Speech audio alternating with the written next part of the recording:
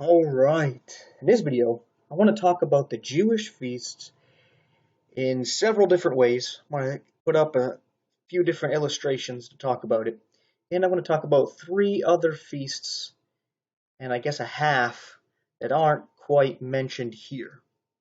And I'll get into that as I go through this.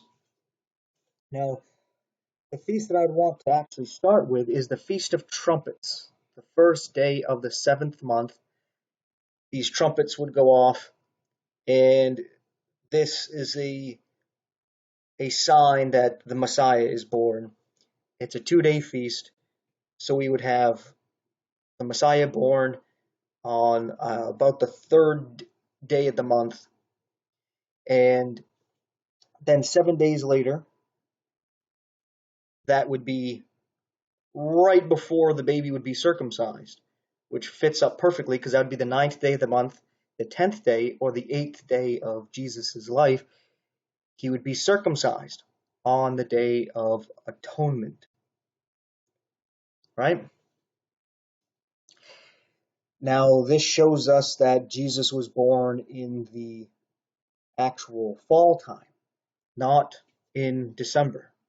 That is a pagan sun god worshiping day where they worship the dying and resurrecting sun, because in December that's around the time of the winter solstice, where it's the shortest day of the year, and it's about that length for about 3 days, and then the days start to lengthen again. So it's the death and resurrection of the sun. And so they put that as the birth of their god, this pagan god.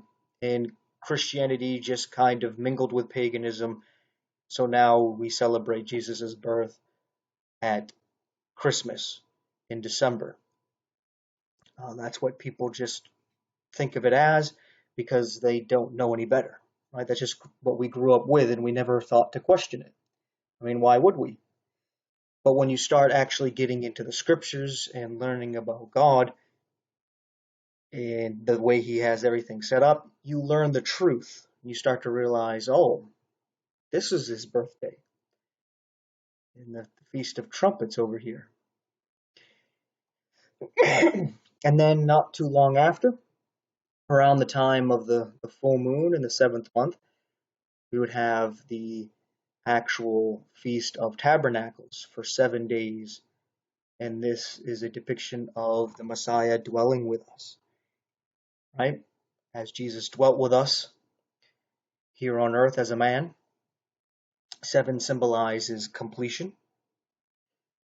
And then we have the next feast, which isn't actually shown here, which is the Feast of Dedication, or Hanukkah, which would be around the time of where we have Christmas in December, right? A lot of us are familiar with that. That's not a feast that's actually mentioned here, but that is basically a redoing of the Feast of Tabernacles, because the Jews weren't able to actually celebrate Tabernacles because of what happened in First, Second Maccabees. You'll learn about this history of Israel where they had this uprising because of this pagan who actually came in to Israel, into Jerusalem, and claimed to be God and put a statue of himself in the temple and sacrificed a pig there. So they had to rededicate the temple after this Maccabean rebellion. And that's where they celebrated Tabernacles again in December, because they couldn't celebrate it at the time because the temple was desecrated. So we know that history repeats itself. There's nothing new under the sun. What has been done will be done, Ecclesiastes 1:9. So that's something we know is going to happen actually again, as Jesus talks about the future event of this abomination of desolation, showing us that this Antitakis Epiphanes, the fellow who actually did this, is not the fulfillment of that prophecy. It's a type, a shadow that's going to be fulfilled later on, when the 3rd temple is actually built. Then what ends up coming up is the next feast that's not actually on here, and that is Purim. And I know a lot of the Jews, they celebrated it with the Feast of Trumpets, Yom Torah, at the seventh month, but it's actually the head of the year is when the Passover month. Some people call it Nisan, some people call it Aviv, but the V's can be B's, so they call it Abib, right? So that first month, the first day there would be Purim, the New Year, right around April, right where they have April Fool's Day.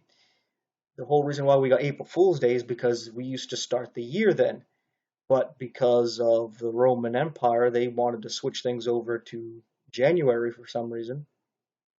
That's the beginning of the year, and whoever was actually honoring the New Year in the spring, they ended up calling them fools.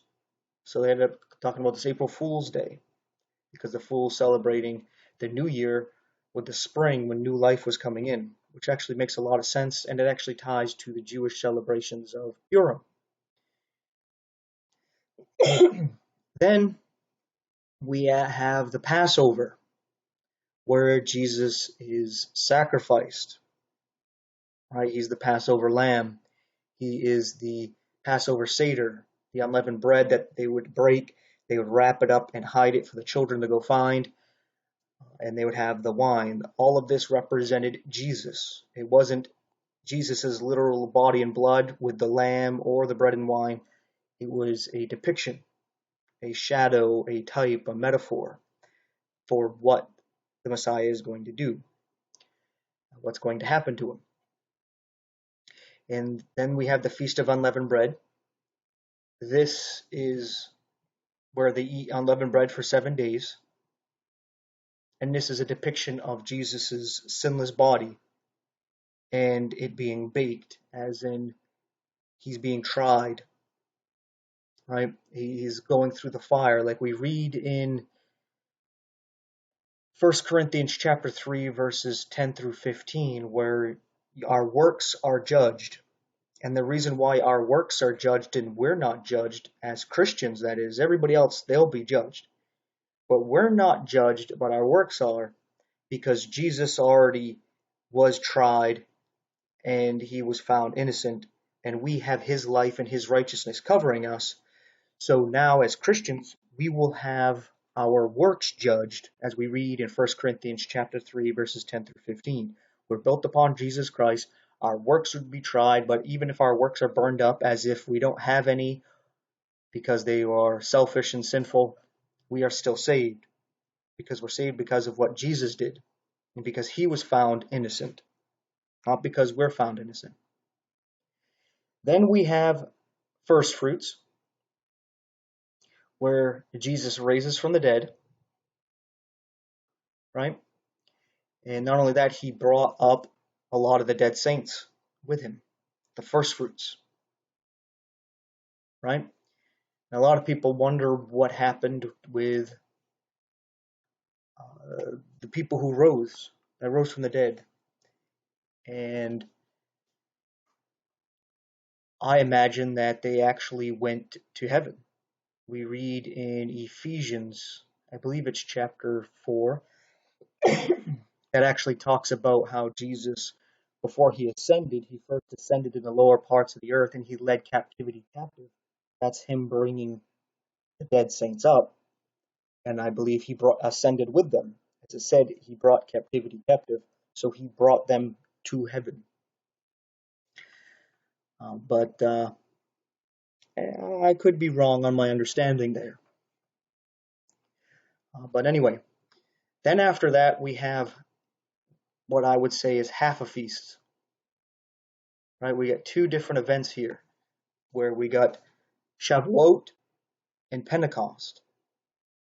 Right? People kind of mix these two together, but they're not exactly together. You see, 7 Sabbaths after first fruits is Shavuos, the Feast of Weeks, because a Sabbath is every 7th day, so that's why it's the Feast of Weeks. Now, it could use a lunar calendar and that would explain why it's not exactly 49 days. Like we get this interesting thing where it could be a little bit shorter than that because you start the first day of the week on the first day of the month, which is the new moon is a Sabbath day, and then you start a whole new cycle. That could be what's going on. Is there a lunar calendar being used to determine the Sabbath days?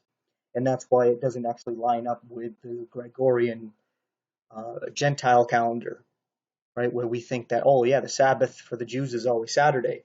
Well, that's if that we go by our days. We're not using a lunar calendar, we're using a solar calendar, right? With the lunar calendar, those things change, where the Sabbath can be one month it'll be on Saturday, the next month it could be on Friday or Sunday. It could actually be shifted by 2 or 3 days, depending on the moon and when the new month starts. I'm not going to get into much detail about that, just kind of wetting your whistle on that. You can look into that more if you feel like it. But on the Feast of Shavuot, the Feast of Weeks, that is when Jesus actually ascended and that he didn't come back, right? Because there was a couple times where he went up, but he came back. And we read in Acts that he walked with them for about 40 days. Then he went up, and that would be at Shavuot, not Pentecost, because the Holy Spirit wasn't given yet. Jesus said that the Holy Spirit will be given not many days hence, because Pentecost was 50 days from Shavuot. So you see how it's kind of like a half a feast where Shavuot and Pentecost are intertwined, but they're kind of split up. I mean, they actually are split up, but they're connected. That's why people think that they're the same thing. But we have Shavuot, the Feast of Weeks. That's the Ascension Day where Jesus actually ascended to heaven. So we can see that Jesus already fulfilled all these feasts. The only thing is that he didn't do it in 1 year. You remember when Jesus read from Isaiah about how he came to proclaim the acceptable year of the Lord? That's exactly what he did, but he did it over his 33-and-a-half-year life. He didn't do it in 1 year, right? He fulfilled the Feast of Trumpets, Atonement, Tabernacles, Passover, unleavened bread, first fruits, and then Shavuot and Pentecost as he pours out the Holy Spirit 50 days after he ascends onto the apostles and other disciples, right? So that would be 50 days after. He fulfilled all these things already, right? But like Ecclesiastes 1:9 says, is there's nothing new under the sun. What has done will be done, right? History just repeats itself, basically what it's saying. So yes, things are going to happen again, right? Like we read about a former rain and a latter rain. The Holy Spirit is like that rain. So we got an outpouring of it. I imagine there'll be another outpouring of it at the beginning of the harvest, at the end of the harvest, kind of thing, right? Which kind of ties into this other feast that's not mentioned here, the Feast of Oil, which would be after Pentecost, but before the Feast of Trumpets.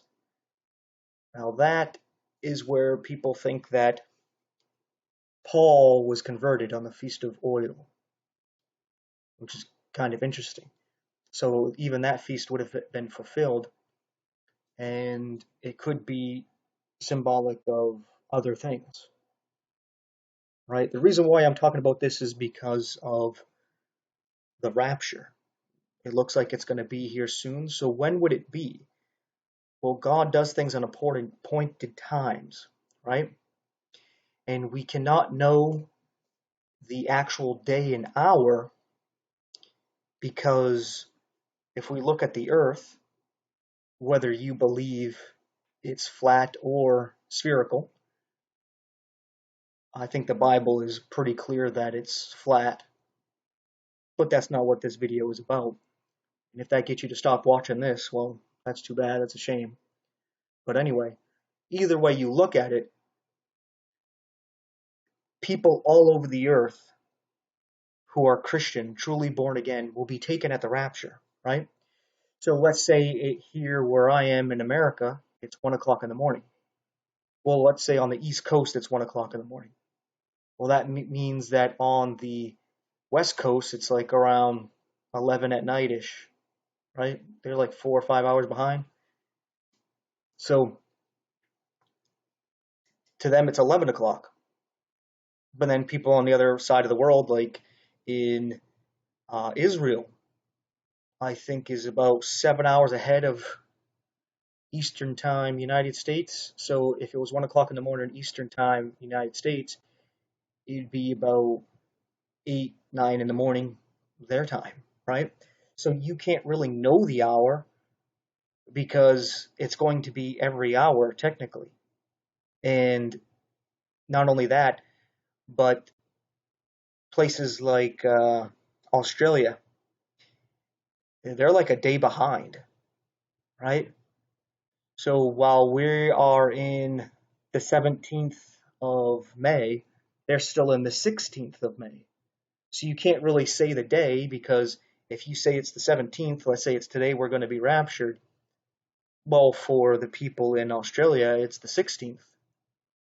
So to them, it would be wrong, it would be off. So you see how we can't really narrow that down, the day and the hour.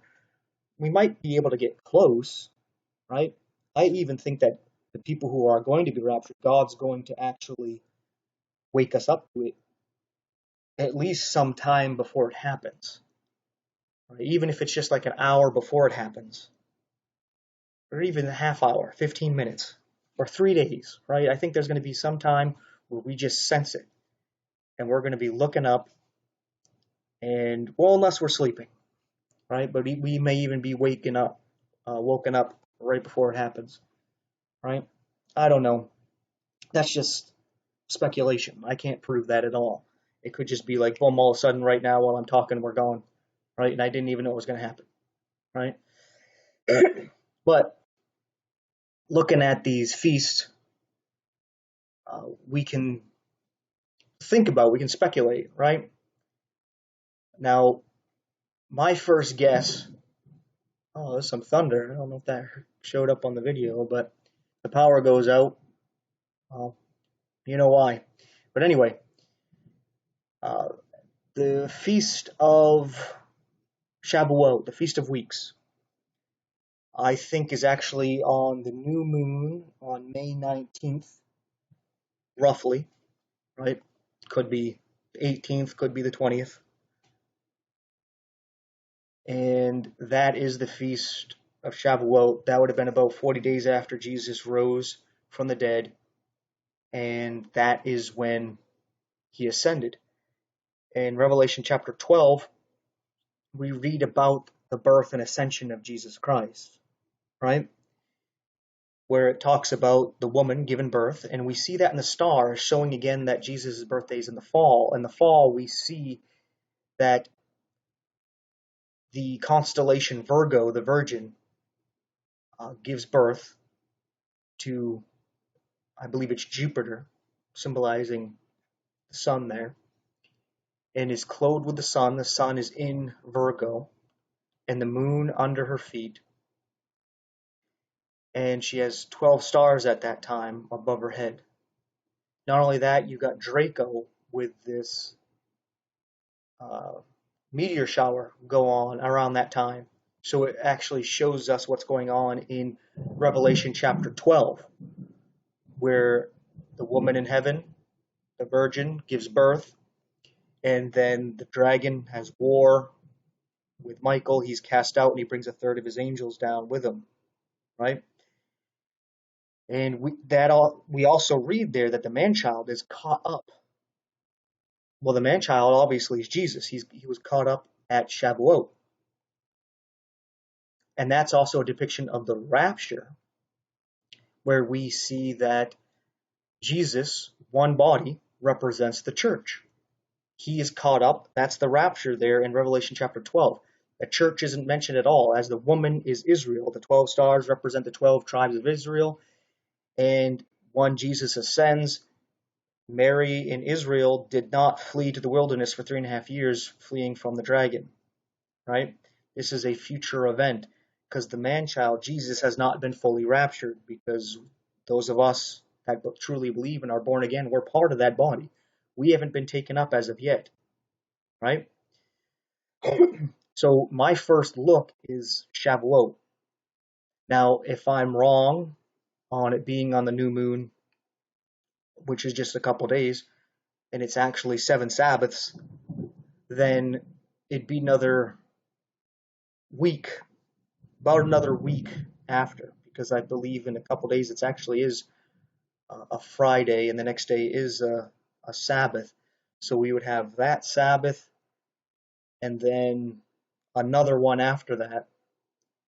So there would be Shavuot would be, if the 19th is actually Friday, then what do we got? A week from that would be the 26th, would be the next Friday, 27th, 28th. So about the 28th ish, right there, 28, 27 would be Pentecost, right? Because it's after that seventh Sabbath. So it looks like it would be a Sunday. The 28th, if I'm doing my math correct in my head, which you can go look at the calendar, right? Feel free to correct me. I'm not infallible, right? So I might be off there. So that's my first look. When Jesus ascended, why wouldn't that be when we ascend? And it was a secret rapture. Only the people who believed saw it happen. The world didn't see Jesus go up, right? So it's just about God and the believers, his relationship with his church. So that Pentecost would happen sometime after that, 50 days later. So in the summer, where a lot of people thinking, oh, the Holy Spirit was poured out at Pentecost, well, then that's when it's going to be taken up, right? So it'd be sometime in June, 50 days after Shavuot. So you would have to count 50 days after this Friday or 50 days after next Sunday. Not this coming Sunday, but the following one, around the 28th, right? 50 days from there or 50 days from Friday. Then you actually have Pentecost, when the Holy Spirit was poured out. Some people think, yeah, that's when we're go up. But I think it has to do with Ascension Day. I think that's what we see going on with Jesus being one body in Revelation chapter 12, John in Revelation chapter 4, one body being taken up. That's what we see with Enoch, one body being taken up, right? All of these depictions is the church being raptured. Enoch before the flood, John before 6 seals open, and Jesus taken up before the dragon comes down with his wrath, right? All three depictions are a rapture before hell on earth, right? And it's one body going up, because we as Christians who are truly born again are one body. We are one, whether we like each other or not. We're family, whether we like it or not. That's just how it is. So I deal with that. Not that you have a problem dealing with that, but if you do, learn to deal with it. So anyway, that's my first look. Again, Shavuot. Pentecost could be, but I don't see that with the Holy Spirit's being poured out, that next time the Holy Spirit's being taken up. I get why people would think that, but I see it as the former and latter rain, right? Where the Holy Spirit was poured out at Pentecost about 2,000 years ago, roughly, right? And then it was also when Jesus was baptized, would be at Pentecost. That's when he received the Holy Spirit, again fulfilling both Shavuot and Pentecost. Forgot to mention that. And I think that when we're raptured, probably at Shavuot, that the Holy Spirit will be poured out again, because we're taken up. The Holy Spirit's taken out, but the Holy Spirit's going to be poured out so that all the seeds that we planted, because I tell people that not only do we got to be preaching the gospel to people, But we know a lot of people aren't going to listen to that. So we got to be talking about the rapture and how the mark of the beast is coming, right? Why is that? Because the people who don't believe the gospel, when we're raptured, all of a sudden they're going to believe. And they're going to remember the things we told them about, hey, you missed the rapture, the mark of the beast coming, you're going to have to die for Jesus. And how are they going to do that? Well, that was a big thunder. After we're taken up, Pentecost comes and the Holy Spirit's poured out and strengthens them so that they can go and have the spiritual strength to suffer and die for Jesus. Those seeds we planted will take root and they will blossom. Kind of like when we look at Jesus, when he rose from the dead, he met the disciples and they were fishing and they couldn't catch anything. And he said, well, cast the net on the right side of the ship. And they were like, all right, well, we'll try it. And they did it. And what did they do? They caught a bunch of fish. I see that also as something that happens with us, right? Where a lot of us, we might not actually reach anybody. Nobody believes us when we're preaching the gospel to them. But we're planting a lot of seeds, so when we're gone, we cast the net on the other side of the ship, right? On the other side of the rapture, on the other side of this dispensation, all of a sudden we caught a bunch of fish, right? So that's what I see actually going on. But also the Feast of Trumpets, that could be a representation of born again, called up, last trump. But again, I think the last trump has more to do with the trumpet calls we read in the Old Testament about when Israel as a nation would be moving. They would blow the trumpets to warn them of an attack and blow the trumpets to let them know when they move. And on the last trump of a certain trump blast is when they would all pack up and move. And I think that's a depiction of the rapture, because the formation that Israel was in was actually in a cross shape, where the temple, the tabernacle was in the middle, and there was tribes to the north, south, east, and west, making it a just cross shape, right? So they would move in that formation. I think that is the depiction of the Christian church moving, right? And where did they go? To the promised land. That's what we're going to do. We're going to go to heaven, right? So, with all that being said, I'm basically going to now restate these things, but in different ways so that you can see it more clearly, such as using this PDF here. So we have the first month, which is actually just passed, which would be Nisan or Abib, whatever you want to call it.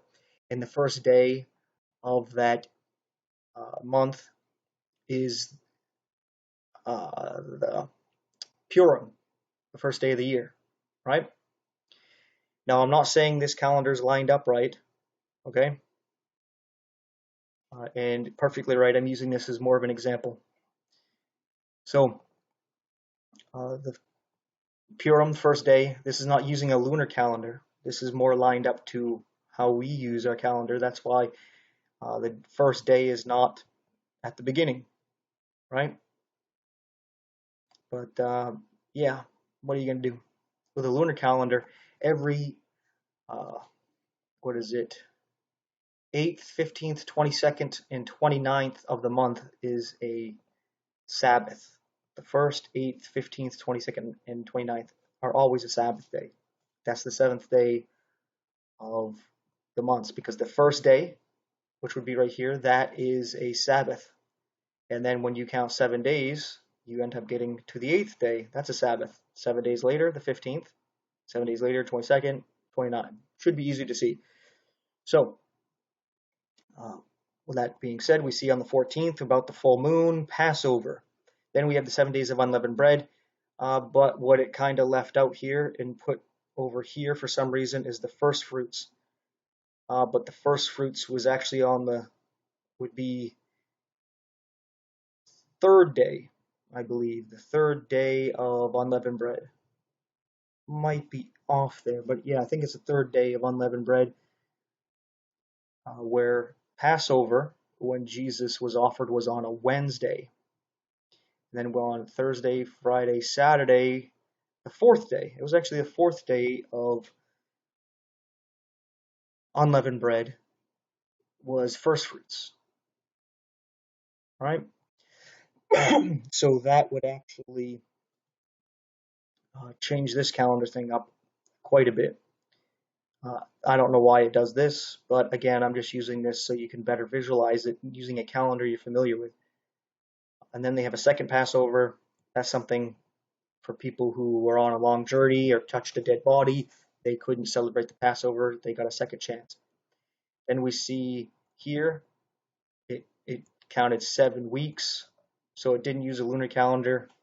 So it shows here Shavuot, right?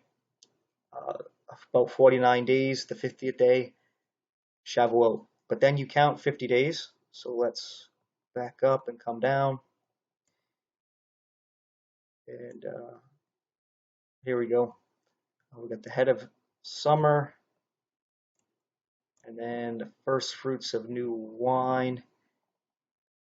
This, I think the timing's a bit off, but it's about right with the 5th month where we have Pentecost, right? The new wine, because the Spirit, the Holy Spirit of God represents God's blood poured out, and it's what we're baptized in that cleanses us and washes us and gives us a new birth. Kind of like when you are birthed through the mother's womb, you burst through the water and, of course, blood, right? So it's very similar to that, where God birthed us. Very interesting stuff, but a little bit off the subject I really want to focus on. So where I think we would have been raptured is at Shavuot, and then people are meditating on that. They get a baptism of the Holy Spirit. It's a second outpouring, the latter rain, and then a feast that wasn't mentioned with the what is it called? The menorah is the new oil, first fruits of new oil. This is probably when Paul was converted, where Jesus came directly to him. He was blind for a few days.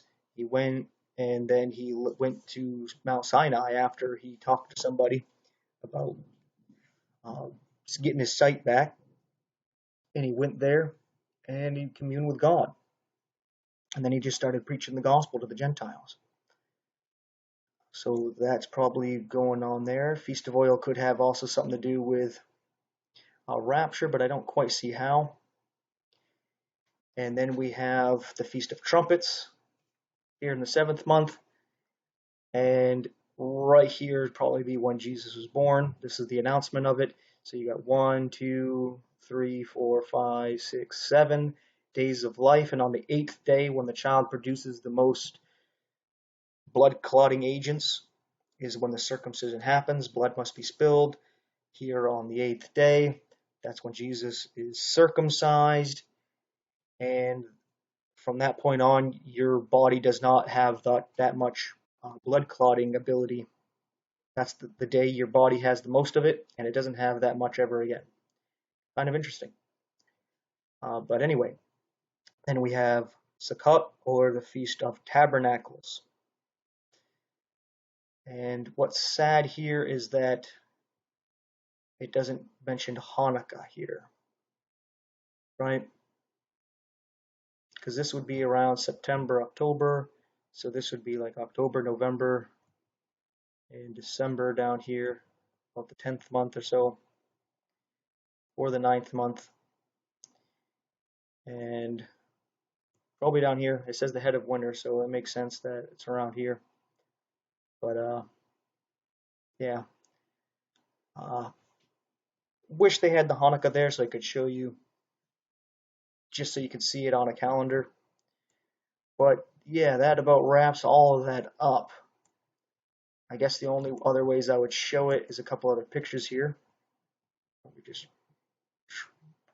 you can see it in a calendar here, how like we see Nisan would be Aviv or Abib, and it's in the March-April, where the Jewish months seem to be on 2 Gregorian months. right? So you March, April, and then IRs, April, May, right? That tends to be how it is, right? Sometimes it lines up a little bit better than other times, but not all the time. So we see here this one where Passover, unleavened bread, and first fruits in the first month. Then we have the Feast of Weeks, but it calls it Pentecost for some reason, where Pentecost would come over here to like a July, the fifth month kind of area, sometimes in August. And then the Feast of Oil, not mentioned. Then we got Tabernacles, Atonement, and Trumpets, all here in the seventh month. Then, yeah, over here about the ninth month, 10th month, December time, Hanukkah. And there you can see it on a year using a secular thing here. On this one, let me make it a little bit bigger. This one you can't really read too well, but I like how it talks about the Feast of Weeks, and then it separates Pentecost, right? This is when Jesus would have ascended. This is the Holy Spirit poured out. This is where it's talking about the church age. There is no feasts going on. And it kind of makes you think, what would be the next feast after Pentecost? Well, it might start over again with trumpets or with the Feast of Oil, right? And that's when everything's going to start up again. That's why I also look at the Feast of Trumpets as a rapture time, either Shavuot, which is Ascension Day, or trumpets. But you can pause and take a look at this. I know it's a little blurry, but yeah, let me see here. Here's trumpets talking about Jesus coming, cleansing, consummation, because the Feast of Tabernacles, that's when Jesus is actually going to reign, the millennial reign. That's why we also see with this menorah that it's 7, because it's the 6 days of creation, and then the 7th day of Tabernacles is when God tabernacles with us for the millennial reign. It's the Sabbath where Satan is bound up for 1,000 years, and there's peace on earth for that 1,000 years. And here is just another depiction of it. Let me shrink this one a little bit. This one, a little more detail, but again, it mixes Pentecost with the Feast of Shavuot, or Shavuot's the Feast of Weeks. You finish the harvest of the wheat, but then Pentecost comes over, and that is grapes. And I get why people would say this is the harvest of souls, because in Revelation, what do you read about? You read about a angel casting in a sickle and gathering the wheat, so the wheat and the tares are separated. Then the grapes are gathered, and they are thrown into the winepress to be trampled underfoot. So we got the good fruit and the bad fruit being taken care of, right? This here, Shavuot, again, I see as depicting the rapture. It lines up with us being the wheat, and then the harvest of the grapes, right? But maybe I don't understand it correctly. Here we got olive harvest, so that adds that into this calendar, and it just tells you the whole thing again. So that was about that. I hope you got something out of it. Look into the stuff yourself. Ask questions, rebuke me, whatever. I'm learning more about this, just trying to help others. So thanks for watching, and take care.